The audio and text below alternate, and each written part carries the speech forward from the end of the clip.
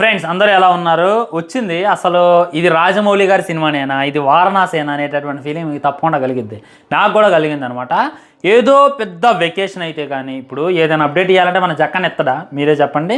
బాహుబలి అప్పుడైతే ఒక 2-3 years wait చేయించిండు. Triple R అప్పుడైతే వెయిట్ చేసి ఒక్కొక్కడికి నరాలు దిగినాయి. అండ్ ఇప్పుడు వారణాసి గురించి కూడా మనం వెయిట్ చేయాల్సి వస్తుందేమో అనుకున్నాం. అడక్క తలికే ప్రతి ఒక్క అప్డేట్ అయితే ఇచ్చేసేటటువంటి ప్రయత్నం చేసిండు. ఇవాళ చూసుకున్నట్లయితే మన Varanasi movie heroine Priyanka Chopra birthday ఉంది. సో తన బర్త్డేని పునస్కరించుకొని 2 లుక్స్ని అయితే రిలీజ్ చేశారు. ఆ లుక్స్ గురించి మాట్లాడుకుందాం. అండ్ చాలామంది అసలు ఇది వారణాసిదేనా అని చెప్పి అడుగుతున్నారు అనమాట వాటి గురించి. అండ్ ఈ లుక్ బ్రేక్ డౌన్, అసలు ఇందులో ఏముంది బ్రో నువ్వు బ్రేక్ డౌన్ చేయడానికి అని చెప్పి మీకు అనిపించవచ్చు. వాటన్నిటి గురించి డీటెయిల్గా నేనైతే మీ ముందు పెట్టేటటువంటి ప్రయత్నం చేస్తా. వీడియో అయితే మొత్తం చూడండి, అయితే పిచ్చ క్లారిటీ వస్తుంది అనమాట. సో మనమైతే ఇన్ డెప్త్ వీడియోలోకి వెళ్ళిపోతాం. ఫస్ట్ చూసుకున్నట్లయితే ఈ విధమైనటువంటి లుక్ని అయితే రిలీజ్ చేశారనమాట. దీంట్లో చూసుకున్నట్లయితే మొత్తం ఫారెన్ డ్రెస్ అయితే వేసుకోవడం జరిగింది. కొద్దిగా ఎక్స్పోజింగ్ గట్టిగా ఉండబోతుంది అనేటటువంటిది క్లారిటీగా అర్థమవుతుంది. మీరు ఒకసారి జూమ్ చేసి అబ్జర్వ్ చేసినట్లయితే వెనక వేరే వాళ్ళు కానొస్తున్నారు, ఎవరో విలన్స్ అయితే కానొస్తున్నారు. వాళ్ళు లేడీస్ అని చెప్పి క్లారిటీగా అర్థమవుతుంది. ఐ థింక్ ఇది సాంగ్ అనుకోవచ్చు, అంతే, అంతకు మించి అయితే ఏం లేదనమాట.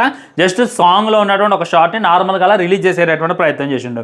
నెక్స్ట్ చూసుకున్నట్లయితే ఇంకో ఈ లుక్ని అయితే రిలీజ్ చేశారు. దీంట్లో చూసుకున్నట్లయితే మన ప్రియాంక చోప్రా గాల్లో అయితే ఎగురుతుంది. సో ఎగ్జాక్ట్లీ ఆఫ్రికా అని చెప్పుకోవచ్చు అనమాట. ఆల్రెడీ మన అనౌన్స్మెంట్ వీడియోలో మన మహేష్ బాబున పారాషూట్ వేసుకొని దిగుతాడు కదా, అదే షార్ట్ అని చెప్పి క్లారిటీగా అర్థమవుతుంది. వెనక చూసుకున్నట్లయితే జిరాఫీలు, జీబ్రాలు ఇవి అయితే కానొస్తున్నాయి, జంతువులు అయితే కానొస్తున్నాయి. అక్కడే మన ప్రియాంక చోప్రా అయితే డ్యాన్స్ వేస్తూ కనపడుతున్నారు. సో ఐ థింక్ ఈ 2 కూడా సాంగ్స్కి సంబంధించినవి అని చెప్పి నేనైతే ఎక్స్పెక్ట్ చేస్తున్నాను. ఎలా చెప్తున్నాను అని అంటే ఫస్ట్ అబ్జర్వ్ చేయండి, అలాంటి కాస్ట్యూమ్ ఉంది. అది ఏది నార్మల్గా వేసుకొని అయితే తిరగడు, ఖచ్చితంగా ఇది అనమాట. నాకు తెలిసి గ్లోబ్ ట్రోటర్ సాంగ్ అని చెప్పి అనుకుంటున్నా. GLOB ట్రోటర్ అని అన్నప్పుడు మన ప్రియాంక చోప్రా ఈ విధమైనటువంటి డ్రెస్ వేసుకొని రావడం. ఆ తర్వాత చూసుకున్నట్లయితే ఇప్పుడు మన రుద్ర అండ్ మన మందాకిని, హీరోయిన్ పేరు ఇందులో చూసుకున్నట్లయితే మందాకిని అనమాట. వీళ్ళిద్దరూ కలిసి ప్రపంచాన్ని తిరిగి రావడానికి అయితే వెళ్తారు. అలా తిరిగి రావడానికి వెళ్ళేటటువంటి సీన్ అని చెప్పి కూడా నాకైతే క్లారిటీగా అనిపిస్తుంది అనమాట. ఈ విధంగా లెక్కేసుకోవాలి, కానీ చాలా అంటే చాలా డీటెయిల్స్ ఉన్నాయి అని చెప్పి మీకు అనిపించవచ్చు. సో ఇక్కడ అనిపించేది ఏంటంటే ఎంత సింపుల్గా ఉన్నాయి. ఏంది ఇప్పుడు నార్మల్ చిన్న సినిమాల దగ్గర నుండే పోస్టర్స్ వస్తున్నాయి అని అంటే భయంకరంగా వస్తాయి, వేరే లెవెల్ దిగుతాయి. కానీ హీరోయిన్ ఏంది ఎంత సింపుల్గా రిలీజ్ చేసిండు. జస్ట్ ఏదో కాస్ట్యూమ్స్ ఒకటి వేశారు, ఇంకొకటి అడవిలో ఎగిరేటటువంటిది రిలీజ్ చేశారు, అంతకుమించి ఏం లేదు ఏంది అని చెప్పి మీకైతే అనిపించవచ్చు. ఒకటి అర్థం చేసుకోండి చెప్తున్నాను, మన రాజమౌళి గారు పోస్టర్స్ మీద అంత కాన్సన్ట్రేషన్ అస్సలు చేయరు. మరి అదేందో అనేటటువంటిది నాకే అర్థం కాదులే. కానీ త్రిబుల్ ఆర్ అప్పుడు కూడా హీరోయిన్స్ది చాలా అంటే చాలా సింపుల్గా రిలీజ్ చేసిండు. మన ఆలియా భట్దైనా ఇంకో ఇంగ్లీష్ హీరోయిన్ ఉంటుంది కదా, వాళ్ళిద్దరు పోస్టర్స్ కూడా చాలా అంటే చాలా సింపుల్గా రిలీజ్ చేశారు. అరే త్రిబుల్ ఆర్ మూవీ చూసుకున్నట్లయితే 600 కోట్లు అంటున్నారు, 2 తోపు హీరోలు ఉన్నారు, ఆల్రెడీ బాహుబలి తర్వాత వస్తుంది. మరి అలాంటిది ఇంత సింపుల్గా రిలీజ్ చేయడం ఏంది అని చెప్పి అనిపించింది నాకు. కానీ కట్ చేస్తే అందులో ఉన్నటువంటి క్యారెక్టర్స్ కూడా అంతే సింపుల్గా ఉన్నాయి. సో మన రాజమౌళి గారు ఒకటే థియరీ చెప్తాడు, ఏదైనా హెవీగా రిలీజ్ చేసిండు అనుకో వాళ్ళ క్యారెక్టర్ సినిమాలో హెవీగా ఉండబోతుంది అనేటటువంటిది అర్థం. సింపుల్గా రిలీజ్ చేసిండు అనుకో వాళ్ళ క్యారెక్టర్ సినిమాలో సింపుల్గా ఉంటుంది అనేటటువంటిది అర్థం. ఎలా చెప్తున్నానంటే మన బాహుబలి అప్పుడు అనుష్కది ఒక రేంజ్లో రిలీజ్ చేసిండు, కట్ చేస్తే అదొక పెద్ద ఇక్కడ నుండి కింద పడుతుంది అనమాట. మన అనుష్కకి అయితే మేకప్ వేయడం జరిగిద్ది, మొత్తం కూడా ఇది చేసేస్తారు. అప్పుడు పైనుండి తెర అయితే కింద పడిద్ది, దానికి తగ్గట్టు బ్యాక్గ్రౌండ్ మ్యూజిక్ అయితే ప్లే అయ్యింది. సో అంత హెవీగా ఎందుకు రిలీజ్ చేసిండు అని అంటే తన క్యారెక్టర్ అంత హెవీగా ఉండబోతోంది అనేటటువంటిది. లైక్ బాహుబలి సినిమా అంతా కూడా దేవసేన చుట్టూగా తిరిగేది, శివగామి లుక్ కూడా ఒక రేంజ్లో రిలీజ్ చేసిండు. కట్ చేస్తే అవంతిక లుక్ చాలా అంటే చాలా సింపుల్గా ఒక పోస్టర్ లాగా అయితే రిలీజ్ చేసిండు. ఎందుకు అవంతికకి అంత సీన్ లేదు, జస్ట్ ఫస్ట్ హాఫ్లో అయితే ఒక అర్ధ గంట కూడా కనపడద్దు. అండ్ పార్ట్ 2లో చూసుకున్నట్లయితే జస్ట్ క్లైమాక్స్లో వచ్చింది, యుద్ధం చేసిద్ది అంతే. కాబట్టి అవంతికకి అంత క్యారెక్టర్ లేదు, అందుకే తన పోస్టర్ని చాలా అంటే చాలా సింపుల్గా. దేవసేనకే పెద్ద క్యారెక్టర్ ఉంది, అందుకే దేవసేనకి హైలైట్గా రిలీజ్ చేసిన అని చెప్పి మనమైతే గుర్తుంచుకోవాలి. సో ఇప్పుడు ప్రియాంక చోప్రా లుక్ కూడా ఎంత సింపుల్గా ఉందంటే ఖచ్చితంగా తన క్యారెక్టర్ కూడా అంత ఈ సినిమాలో ఉండకపోవచ్చు అనేటటువంటిది నాకున్నటువంటి గట్టి ఫీలింగ్. ఆల్రెడీ ఈవెంట్ అప్పుడు ఒక లుక్ రిలీజ్ చేశారు, గన్ను పట్టుకొని చీర కట్టుకొని ఉంటుంది మనం అందాకనే, అది కొద్దిగా హెవీగా అనిపించింది, అది కొద్దిగా సూపర్గా ఉంది అనేటటువంటి ఫీలింగ్ కలిగింది. కానీ ఈ లుక్ విషయానికి వచ్చినట్టయితే దానంతా అయితే ఇవ్వలేకపోయింది అనమాట. సో మీరైతే ఒకటే గుర్తుపెట్టుకోండి, ఈ సినిమా అంతా కూడా మన మహేష్ బాబు చుట్టూనే తిరిగిద్ది, రుద్రాదే మెయిన్, తన చుట్టూనే స్టోరీ అంతా తిరిగితే తన చుట్టూనే క్యారెక్టర్ రైటింగ్ అంతా కూడా ఉంటుంది. జస్ట్ హీరోయిన్ మన రుద్ర గర్ల్ ఫ్రెండ్ లాగానో, లేదా హెల్ప్ చేయడానికో, లేదా కుంభాకున్న కింద ఉన్నటువంటి అసిస్టెంట్ లాగో తనైతే కనబడిద్ది అనమాట. అదే మనం గుర్తుంచుకోవాలి. అండ్ విలన్ది కూడా చాలా అంటే చాలా సింపుల్గా రిలీజ్ చేశారు కదా భయ్యా, అంటే విలన్దే అప్పుడు రిలీజ్ చేయాలి కాబట్టి రిలీజ్ చేసిండు. కానీ ఈసారి మన పృథ్వీ సుకుమారన్ గారి బర్త్డే వస్తుంది, అప్పుడు చూడండి భారీగా రిలీజ్ చేస్తారు. జస్ట్ పోస్టర్ రిలీజ్ చేసినా కానీ పోస్టర్ చాలా అంటే చాలా యూనిక్గా ఉంటుంది. అండ్ ఏదైనా మంచి మేకింగ్ వీడియో లాంటిదో ఏదైనా గ్లిమ్స్ లాంటిదో విలన్ రిలీజ్ చేయొచ్చు అనేటటువంటిది నాకున్నటువంటి గట్టి ఫీలింగ్. ఆల్రెడీ మన మహేష్ బాబు గారి బర్త్డే కూడా వస్తుంది.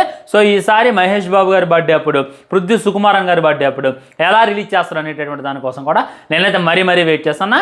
ప్రియాంక చోప్రా దానిలాగా సింపుల్గా రిలీజ్ చేయకుండా కొద్దిగా హెవీగా రిలీజ్ చేయాలి అని చెప్పి మనమైతే కోరుకున్నాం. ఓకే, ఈ పోస్టర్లో ఇంకేమున్నాయి డీటెయిల్గా మనం అబ్జర్వ్ చేసినట్లయితే మన ప్రియాంక చోప్రా కళ్ళు చూడండి. అంటే ఆ కళ్ళ పాటే అది పెద్ద అవసరం లేదు, దీని పెద్ద డీకోడ్ చేయాల్సిన అవసరం లేదు.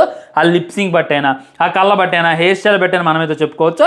క్లైమాక్స్లో గ్లోబ్ ట్రోటర్ సాంగ్ వస్తుందేమో, అప్పుడు ఆ విధంగా పాడేటటువంటి ప్రయత్నం అని చెప్పి ఇంకా క్లారిటీగా అర్థమవుతుంది. ఇంకా మనం డెప్త్లోకి వెళ్ళినట్లయితే అసలు ఏంది వారణాసి సినిమా షూటింగ్ ఎక్కడ దాకా వచ్చింది, దానికి పెడుతున్నటువంటి బడ్జెట్ ఎక్కడ దాకా వెళ్ళింది, వీళ్ళు చూసుకున్నట్లయితే 2027 ఏప్రిల్ 7న రిలీజ్ చేస్తామని చెప్పి ఖచ్చితంగా అఫీషియల్ అనౌన్స్మెంట్ కూడా ఇచ్చేశారు. నిజానికి ఆ డేట్కి వస్తా రాదా అనేటటువంటిది చెప్తా చూడండి. ఫస్ట్ చూసుకున్నట్లయితే ఈ సినిమాకి బడ్జెట్ 1300 కోట్లు అని చెప్పి వాళ్ళైతే అనుకుంటారంట, కానీ అది 1500 కోట్లకి వెళ్ళిపోయిందంట. అసలు ఎలా అన్ని కోట్లకి ఎందుకు వెళ్తుంది? ఎందుకంటే మన మహేష్ బాబు గారు ఉన్నారు. మహేష్ బాబు గారు రెమ్యునరేషన్ ప్రీవియస్ సినిమాలకు ఒక 50 కోట్లు తీసుకునేవాళ్ళు. ఓకే, ఈ సినిమా కోసం కొద్దిగా ఎక్కువ డెడికేట్ చేసింది కాబట్టి ఇయర్కి 50 కోట్లు వేసుకున్నా, 2 years అనుకుందాం 100 కోట్లు ఇస్తున్నారు అని చెప్పి మహేష్ బాబు గారికి అనుకుందాం. ఆయన రాజమౌళి గారు ఇంకో 100 కోట్లు తీసుకుంటారు. ప్రియాంక చోప్రా ఒక 10 కోట్లు తీసుకుంటుంది. ఇక్కడ ఎంత అయినాయి? 210 కోట్లు అయినాయి. అండ్ మన పృథ్వీ సుకుమారన్ గారు ఇంకో 50 కోట్లు తీసుకుంటారు అని చెప్పి అనుకున్నాం. టోటల్గా పెద్ద పెద్ద ఆర్టిస్టులు పట్టుకున్నా కానీ అటు ఇటుగా 300 కోట్లు కాట్ల బడ్జెట్. ఇమాజినేషన్ చేసుకోండి, మీరే చెప్పండి. కేరవాన్ గారికి ఇచ్చినా, రాజమౌళి గారి టీంకి ఇచ్చినా, ఎంత ఇచ్చినా కానీ ఈజీగా 300 కోట్లలో అయితే కాస్ట్కి ఇచ్చేటటువంటి డబ్బులన్నీ కూడా ఇదైపోతున్నాయి. అండ్ ఇంకానైనా కానీ 1200 కోట్లు ఎక్స్ట్రా పెడుతున్నారు. మరి ఏంది రీజన్ ఏంది? ఏంటంటే మొత్తం కూడా గ్రాఫిక్స్ కోసం పెడుతున్నారు, మొత్తం విఎఫ్ఎక్స్కి పెడుతున్నారు, మనల్ని ఇంకో ప్రపంచానికి తీసుకెళ్లేటటువంటి ప్రయత్నం కోసం పెడుతున్నారు అని చెప్పి క్లారిటీగా క్లుప్తంగా అర్థమైపోతుంది అనమాట. అంటే ఇప్పటిదాకా ఇండియన్ సినిమాలు ఎప్పుడైనా చెప్పడు మాట, అసలుకే చెప్పడు మాట తోళ్ళు అనమాట. ఆల్రెడీ మన పృథ్వీ సుకుమారన్ గారు ఒక ఇంటర్వ్యూలో తెలియజేసింది అనమాట. ఈ విధంగా ఒక సీన్ ఉంది, ఆ సీన్ కోసం మహేష్ బాబుతో 97 టేక్స్ తీసుకుంటూ రాజమౌళి అనేటటువంటి మాట చెప్పిండు మన ఇంటర్వ్యూలో. అర్థం చేసుకోండి, ఎవ్రీ సీన్ ఎపిక్గా రావాలి అని చెప్పి ఆయన బాగా ట్రై చేస్తున్నాడు అనమాట. ఆయన డ్రీమ్ ప్రాజెక్ట్ ఏంటంటే మహాభారతం.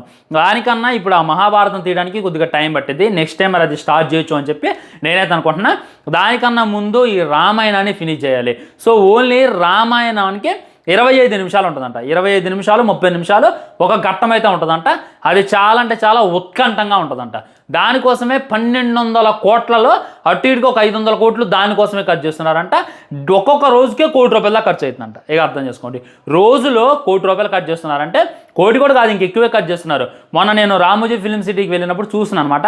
ఇక్కడే వారణాసి షూటింగ్ జరిగింది భయ్యా అని చెప్పి ఒక పార్ట్ను చూపించారు. అది బయట జరగలేదు, అది ఇండోర్లో జరిగింది. అయితే ఆ సెట్స్ అన్నీ కూడా కొలాబ్స్ చేసేస్తున్నారు, తీసి వాళ్ళు అయితే బయట వేయడం జరిగింది.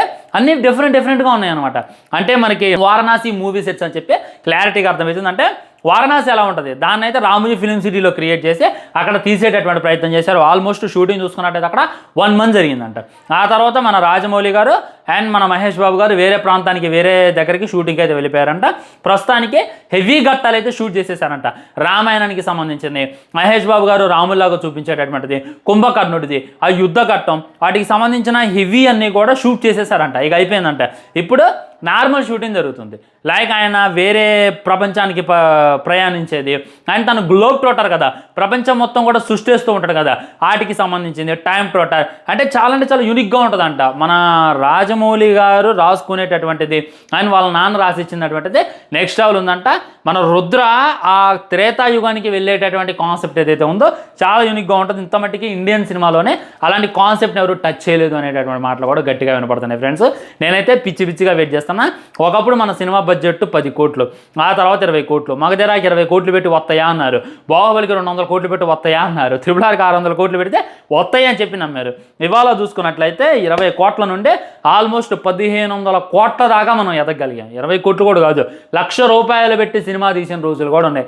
అక్కడి నుండి ఇవాళ 1300 కోట్లని మనం చూడగలుగుతాం. అంటే మాటలు కానే కాదనమాట, ఇది ఇలానే కొనసాగిద్ది అనమాట.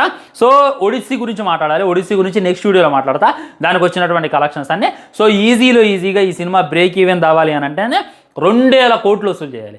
అంటే డే 1 600 కోట్లతో స్టార్ట్ అవ్వాలి, అంటే హాలీవుడ్ మూవీతో కంపారిజన్తో స్టార్ట్ కావాలన్నమాట.